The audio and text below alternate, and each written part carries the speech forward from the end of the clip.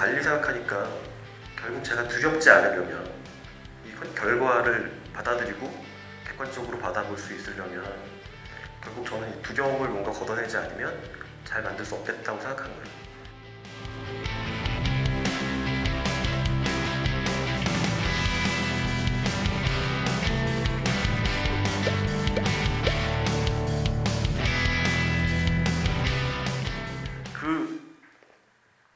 근데 먹방 쿡방은 그래서 언제든 여러분들한테 그러니까 먹는 즐거움들을 알려주려고 하는 거거든요.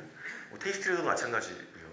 우리가 배고파서 먹는 것보다는 즐거우려고 먹는 확률이 더 많다고 보면, 그래서 그 테이스티로드 할 때 말씀드리면 어떤 맛집 프로그램도 그 맛집을 찾아가셨을 때 다 맛있다고 할 수 없어요. 그 불가능하거든요.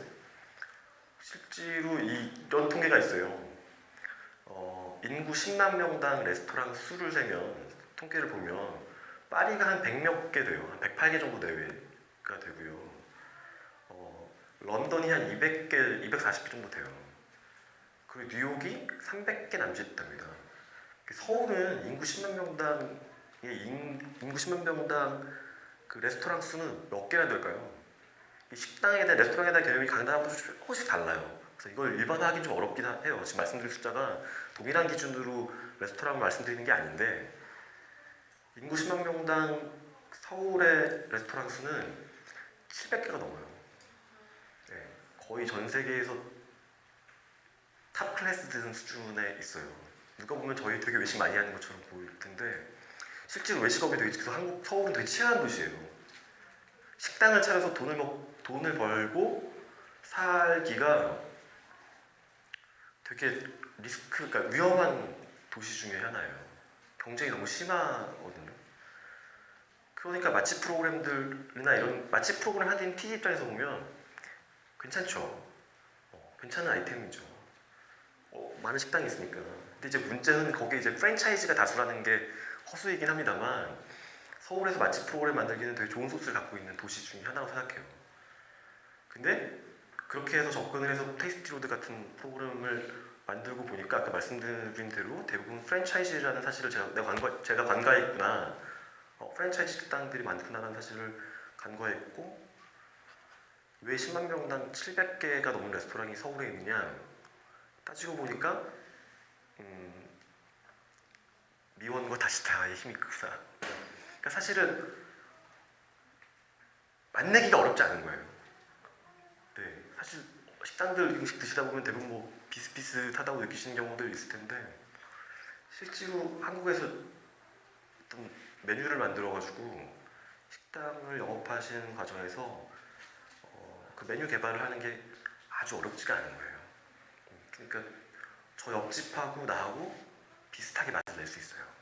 김치찌개를 잘하는 어느 집에 김치찌개를 가서 먹어보고 나면 내가 맛을 내기가 아주 어렵진 않은 거죠.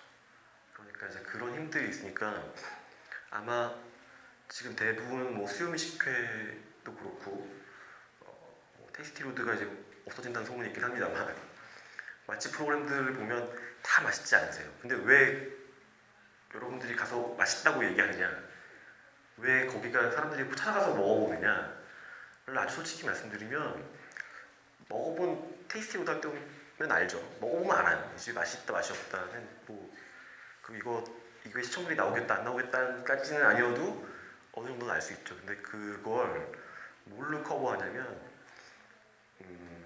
정보의 양으로 말씀드리는 거예요. 그러니까 지금 제가 하고 있는 테이스티라는 프로그램이 그렇긴 한데, 그 프로그램 말씀드리면 테이스트도 좀 다르긴 하지만, 제가 좋아하는 집 중에 연남 서갈비라는 집이 있어요. 서서갈비집이에요. 서서갈비집이 연남동에 있는데 그 집이 지금 50년 넘게 하고 계신데, 사실 그 서서갈비가 맛이 정말 너무 맛있냐, 황홀하냐, 사실은 아주 냉정하게 그렇진 않아요. 그냥 서서 먹는 갈비예요. 한때는 되게 80년대나 60년대 되게 많은 유행처럼 많았던 집들이라고 하는데, 그런 이야기를 덧대 파는 거예요. 그러니까 서서갈비가 맛있다 맛없다를 얘기할 때 서서갈비의 이야기를 파는 거예요. 근데 그 이야기를 알고 가서 음식을 드시면 본인이 어디서 먹어봤을 것 같은 착각들, 혹은 내가 이 음식을 안다는 착각들을 미디어가 만들고 있는 거예요. 그러니까 그 식당을 맛집을 찾아가실 때 사실 여러분이 보고 가시면 특이한 메뉴들이나 이런 것들 찾아가실 때고 할 텐데, 그 PD들이 하는 일, 작가들이 하는 일은 거기에 대한 정보를 주고 그거에 대한 관심을 갖게 하는 거예요. 그러니까 맛집 프로그램이 맛을 검증한다, 이 집은 맛있다고 인증한다, 뭐 가끔씩 뭐 포스터도 붙어 있고 뭐 이 집이 맛집인 것처럼 하지만 실제로 그렇지 않습니다. 여러분이 맛집을 찾아가고 할 때 그냥 하나의 지표로 삼아주시면 좋고, 그냥 하나의 지도에 있는 한 포인트로 생각하시면 좋은데, 가끔 이제 왜 그런 평가들 하시죠. 야, 내가 어디 식신로드에 나오는 맛집을 갔더니 맛없더라, 식신로드 이상해. 테이스티 로드에 나오는 맛집을 갔더니 야, 거기 형평없던데? 라고 말씀들 하시는데, 사실은 그냥 그 프로그램이 맛집을 검증하진 않고 있진 않거든요. 다시 그냥 여러분들이 맛있게 먹는 방법들을 알려드리는 거예요. 어떻게 드시면 맛있어요, 이게 왜 맛있는지 알려드릴게 정도를 알려드리는 거지, 맛있다 맛없다를 구분해드리고 있지는 않습니다. 가끔 제작자 입장에서 보면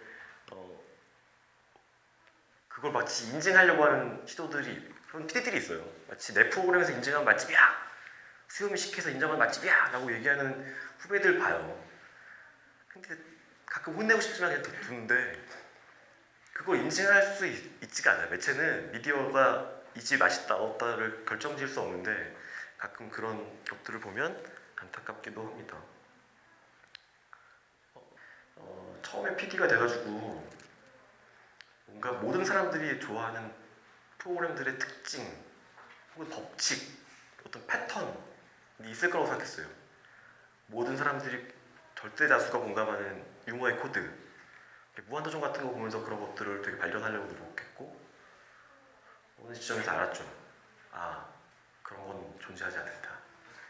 그러면 궁극적으로 컨텐츠를 만들 때는 확률 게임이다. 사람들이 좋아하는 것들을, 다수가 좋아하는 것들을 찾아가지고, 왜냐 각자 생각하는 게 다 다르니까, 그러면 모집단으로 묶어가지고 거기서 제일 많은 수가 공유하고 있는 문제들에 대해서 컨텐츠를 만들면 잘 될 것이다. 이제 그런 데이터나 통계 자료들을 가지고 기획을 하고 만들어 보면 다 성공하지 않아요. 유효한 것도 있지만 똑같지 않아요. 어차피 제가 만든 거잖아요. 제가 만드는 건데, 저는 그래서 컨텐츠 만들 때 그냥 제 아이디어, 그러니까 저를 되게 중요하게 생각하는 형태로 바뀌어요. 왜냐하면 허무해지거든요. 절대 법칙도 없고 확률을 이용하거나 통계를 이용해서 컨텐츠를 만들어도 반드시 성공하는 건 아니에요. 그럼 뭐가 있을까? 사실은 그런 거 반복이 되니까 되게 지치고 힘들더라고요. 그러면 결국은 내가 만드는 컨텐츠는 내가 있는 건데, 내가 내 스스로 발견해서 만들어내는 건데, 내가 그걸 왜 만들지? 를 나한테 설명을 할 수 있어야 그 컨텐츠가 쉽게 말하면 망해도, 잘 안 돼도 의미가 있어지더라고요. 왜냐하면 만드는 사람 입장에서 보면 결과는 두렵거든요. 특히 이제 큰 쇼 같은 걸 만들거나, 지금 제가 만들고 있는 딩고 푸드에 있는 비디오들도 작아 보이긴 하지만 사실 뭔가 아이템을 만들고 촬영하고 이거를 누군가 보는 거로 전제로 하는 거잖아요. 그래서 그 결과에 대해서는 항상 긴장할 수밖에 없어요. 겁나요. 안 나오면 어떡하지? 사람들이 안 보면 어떡하지? 근데 이게 항상 그런 두려움 속에 PD라는, 그 두려움 속에 있는 게 PD라고 생각한 적도 있었는데, 조금 달리 생각하니까 결국 제가 두렵지 않으려면, 이 결과를 받아들이고 객관적으로 받아볼 수 있으려면 결국 저는 이 두려움을 뭔가 걷어내지 않으면 잘 만들 수 없겠다고 생각한 거예요. 되게 싫어요. 촬영 전날 아이템이 잘 안 잡혔어요. 그리고 내가 이걸 왜 찍는지 모르겠어요. 이거 내가 왜 이렇게 찍어야 되지? 설명이 안 되면 밤에 잠이 잘 못 자죠. 그리고 편집하는 내내 괴롭죠. 그리고 결과가 안 나오면 혼자 하겠죠.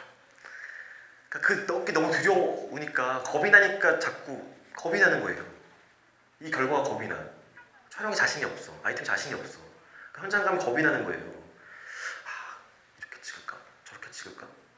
뭐 오만 가지 짓들을 다 하고 편집에 들어가면 이거 아닌데? 이거 아닌데? 근데 생각해보면 결국 결과잖아요. 근데 조금 요새 후배들한테 얘기를 많이 하는 거는 야 우리 결과 신경 쓰지 말자 라고 얘기하지만 왜 신경 안 쓰겠어요? 결과 얘기하지 말자. 그 결과를 두려워하니까 많은 것들을 망치더라. 근데 그 말은 그렇게 하는데 결과가 그래서 애들하고 저희 후배들하고 얘기하는 건 그런 거예요. 너 이거 왜 만드니? 그러니까 왜 만드는지를 자기가 알고 있으면 시청률이 안 나오거나 뷰수가 안 나와도 의미는 찾을 수 있어요. 진짜 그래서 망해도 괜찮다고 생각하게 돼요.